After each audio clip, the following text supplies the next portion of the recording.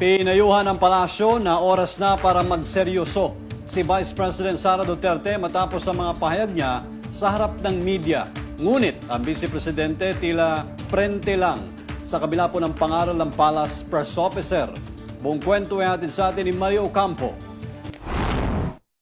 Pinayuhan ng Malacanang si Vice President Sara Duterte na huwag maging asal bata dahil ang paglilingkod sa gobyerno ay hindi isang laro. Tugon ito ng palasyo sa pahayag ng Vice Presidente na posible ang 20 pesos per kilo ng bigas nang hindi kailangan ng subsidiya. At alam niya kung paano gagawin ito, ngunit ayaw lang niyang ibahagi dahil ayaw umano niyang tulungan si Pangulong Ferdinand Marcos Jr. Sinabi ni Palace Press Officer Attorney Claire Castro na lumalabas na kung ano talaga ang kulay ng Vice Presidente bilang isang public servant na pagpapakita ng pagiging makasarili. Tandaan po natin, ang paglilingkod sa bayan ay hindi isang laro. Ang gobyerno, ang bansa ay hindi isang malaking playground. Huwag naman po sana maging asal bata ang Vice Presidente.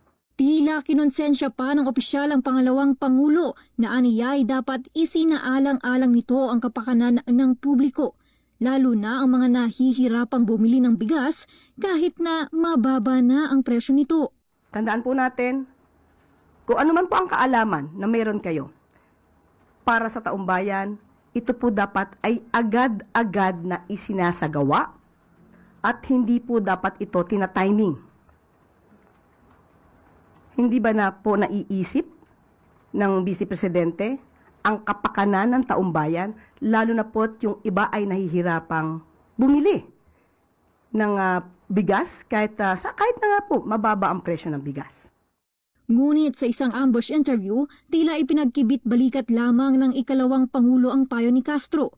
Hinikayat pa niya ang publiko na huwag makinig sa Palace Press Officer na pabirong tinukoy ng isang media personnel bilang best friend ni VP Sara. Sabi ko na nga, di ba, huwag na tayo makinig kay Claire Castro kasi isa siyang gigo, garbage in, garbage out. Tama na.